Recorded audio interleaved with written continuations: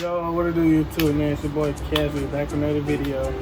Do this shit every day, man. You already know what's going on, man. Look, all I gotta say is, look, the reaction to this called Extremely Pizza Delivery. You know, it's a horror story, you know.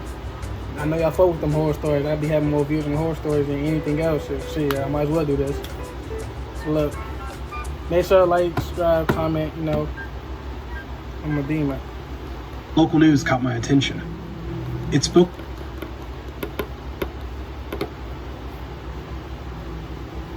I woke up one evening and looked outside my window.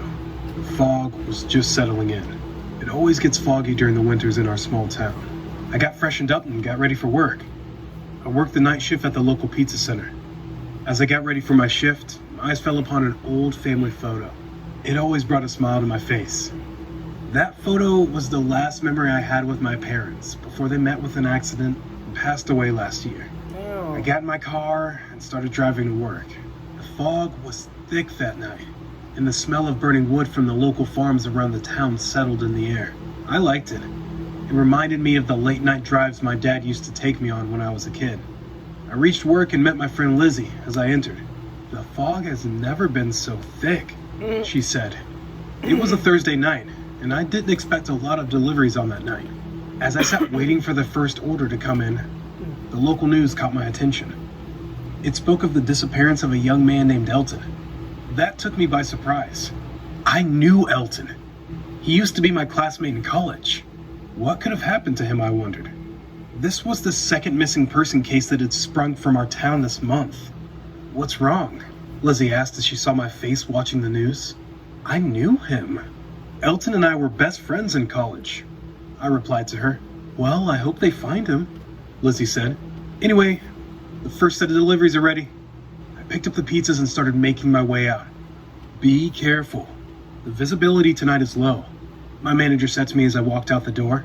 I strapped the pizzas to the front seat of the car. I had 2 deliveries to make, and sadly, they were both in complete opposite directions. I sat in the car and looked at the 2 addresses I had to deliver to. The first one I knew, but the second one, I had never been there before. In fact, I never even knew that people lived at that location. "That's strange," I mumbled to myself. I'd grown up in this town and had been living there for 21 years now, and not once have I ever heard of or ever been to a house in that location. That part of town was supposed to be abandoned as far as I could remember. Moreover, the address seemed incomplete. I figured I'd just have to get there and then find the place. I didn't overthink it and started driving. After all, I could not afford to be late. Pizzas need to be delivered hot. With no time, I reached the first location and delivered the first pizza. The old lady who ordered gave me a nice tip. I got back in my car and started heading towards the second location. As I drove down the cold, misty night, a sense of anxiety kicked in. Like, as if I knew something was not right. Something was off. I couldn't figure out what it was. Just a bad feeling. This second location was on the outskirts of our town. As I reached closer, the roads got more and more narrow and rough. After a certain point, there were no streetlights, too. I had to completely rely on the headlights of my rusty old wagon. As I drove through the darkness, the car suddenly started to vibrate until the point where it stalled. I knew I should have changed the battery this week, I thought to myself. My car had stopped, and I was in the middle of nowhere. I kept playing around with the battery until it finally started, and boy, was I relieved. I'm not one to get scared easily, but if I'm being honest with myself, it was indeed an eerie night. After driving for a while, I finally saw the house in the distance. It was an old, abandoned mansion, or at least, it looked abandoned. Who could possibly live there? I said to myself. I reached the front of the house, picked up the pizzas, and got out. By this point in time of night, the fog was so thick I had to use my phone's flashlight, just to watch my steps. There was not much light around. The whole house was covered in darkness, with the exception of a dim yellow light coming out of a single window. I could hear wild dogs howling in the distance. I approached the front door of this huge dull mansion and rang the bell. Turns out, the bell never rang. It was not in working condition. So I knocked. I heard the sound of wood creaking, along with heavy footsteps approaching the door. As the door opened, I saw a big middle-aged man in front of me. He was pretty well built and had a long beard. His face was covered with small scars. They looked as if he had been scratched. He had a blank look on his face and just stared at me without saying a word. After a few seconds of awkward silence, I cleared my throat and said, "Your pizza, sir?" "Ah, yes. Food," he replied in a heavy, dull voice. I handed him the pizza and he took it and walked back in, leaving the door open. As he walked in, he threw the pizza box across the table and said, "Wait here." I remember thinking to myself, who would just throw a delicious pizza on the table like that? The action was pretty rugged, like as if he never really wanted the pizza. Right. He walked deeper into the house to get the money for the bill, I assumed. With every step he took, the wooden floor creaked. He walked deeper into the house until I couldn't see him anymore, but I could still hear the sound of his footsteps and the wooden floor creaking with every step. And then it stopped. There was nothing but absolute silence. I stood at the door waiting. The inside of the mansion was worn out. A few minutes passed and I had not seen or heard anything yet. What's taking him so long? I said out loud. I felt a hard hit on my head from the back, and I just fell into darkness. The next thing I remember is opening my eyes. I was on the grounds, inside the mansion. It didn't take me long to realize I... With Square, all sides of your business work together. From your front of house to your back of house. One knocked me out from behind. I thought, what's happening? I was confused and could still feel pain on the back of my head. As I tried to reach my hand to the back of my head, I realized I was tied down. My hands were tied behind my back and my legs were tied together. "What the hell?" I whispered.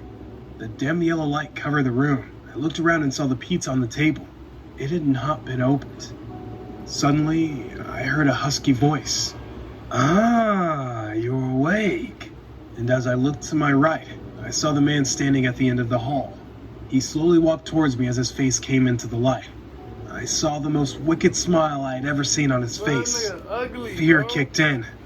"Why am I chained? Let me go!" He put his fingers to his lips and went, "Shh.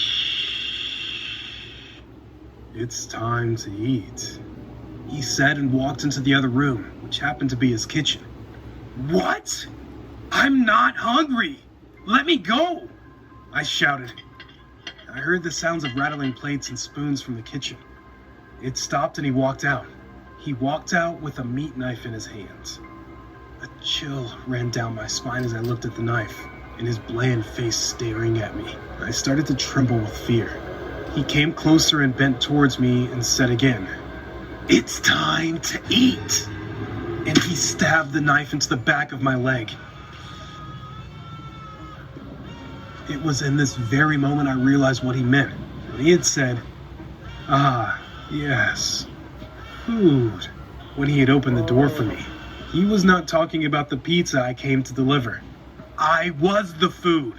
This demon of a man was a goddamn cannibal, and I was his dinner. I burst out in tears and cried and yelled and begged for him not to kill me. He put his bloody hand against my mouth and shut me up and said, "I'm not gonna kill you. Not yet." He stabbed the knife back into the calf of my leg and began cutting. I could not do anything except sit and watch as he cut my flesh. I cried and yelled, but that did not bother him. This pain, I had never felt anything like it. It was bad, and every second it got worse. As he cut into my leg, I could feel the edge of the cold metal knife touch my bone with every stroke. He cut out a fist-sized piece of the back of my leg, and then stopped. "This should be enough for now," he said. He picked up my flesh and walked into the kitchen while I lay there bleeding out and crying in pain. I began to realize he was not going to kill me in one go. He was going to keep cutting bits of pieces out of my body for days to come until I died. It was going to be a slow and bloody death. As I lay there crying, he returned after a few minutes with a belt and bandages. He tightened the belt around my thigh in order to prevent me from losing too much blood and wrapped the bandage around my leg. He didn't want to kill me right away. He wanted his meat to stay fresh. As he did that, I kept yelling and talking to him, asking why he was doing this to me, and begged him to let me go. He never said a word back. After he was done, he went back into the kitchen and started cooking my flesh. I could even smell it. He came out after about an hour with food on his plate. It was flesh from my leg that had just been cooked. He sat on the table and ate meat from my body right in front of me. Every now and then he would look at me and give me the evilest smile while he ate. After he was done, he walked up the stairs and went to sleep as I lay there in excruciating pain. My pants were soaking wet because of all the blood on the floor. I looked around the hall, and as I began to become more aware of my surroundings, something caught my eye. It was a watch that had fallen under the chair. I recognized that watch instantly. It was Elton's watch. He didn't just go missing. He was eaten alive and murdered by the same monster. I realized I was not his first victim. He had done this before, to God knows how many poor innocent souls. That would probably explain the scars on his face. Somebody tried to escape and ended up scratching his face in the process. I started to think to myself, I need to do something. I need to find a way to escape. I knew I would barely be able to walk after he cut out flesh from my leg, but I had to try. I tugged on the rope that tied my hands to a ring in the wall.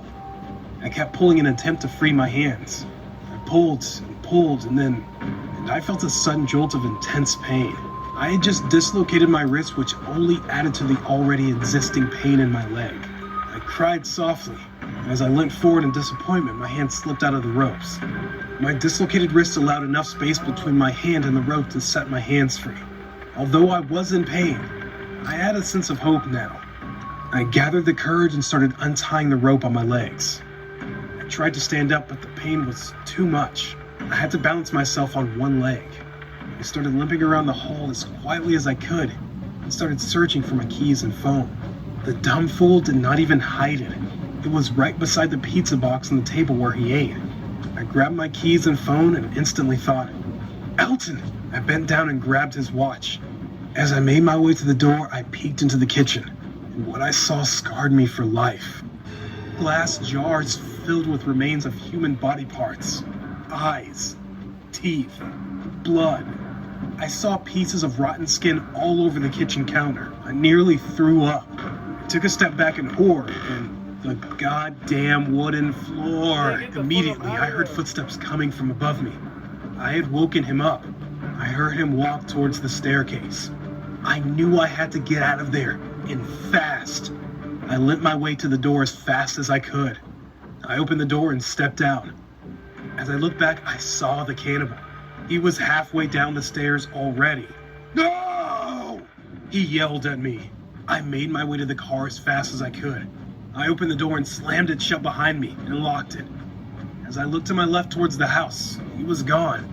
And just as I began to think I had escaped, he slammed the window to the right of my car and broke it and reached for me. Damn. Boom. Damn. Put the keys in the ignition and turned it, but the car never started. That bloody battery! I yelled. The cannibal reached for the door lock from the inside of the car and pulled it up, thereby unlocking the door. That wicked smile swept across his face again. As he stepped back to open the car door, I turned the key again and BAM! I heard the engine of my old rusty wagon roar. I hit the gas with my leg that wasn't injured and drove off abruptly.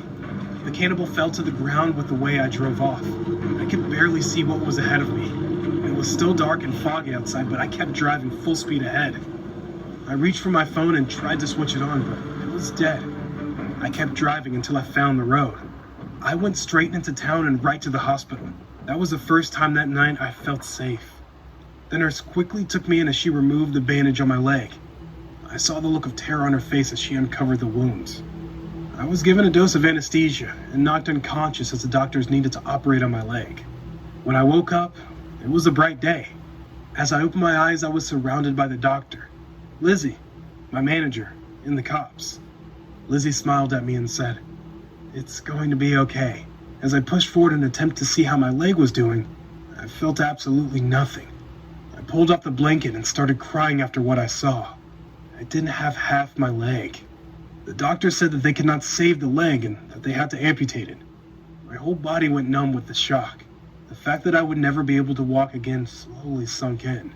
I gathered myself and explained to the cops what happened. They took my statement and began an investigation right away.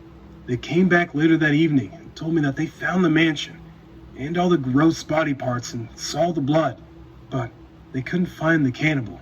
He was nowhere to be seen. I was left with a feeling of anger. I cried myself to sleep that night. I couldn't help but pity myself. The next morning, I woke up late to find a pizza with a note resting on top of it. I remember thinking, this must be Lizzie. She must have come in and left me a pizza after a shift. The nurse who was walking by at the moment smiled at me and said, "You had a visitor earlier today while you were asleep. He was happy to see you." I froze with fear as I thought, he? If this wasn't Lizzie, then who? I grabbed the note and it read, "Can't wait to taste you again. Get healthy soon."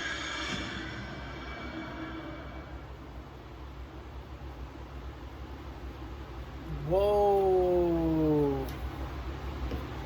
Hey, look, man. That'll do it for the video.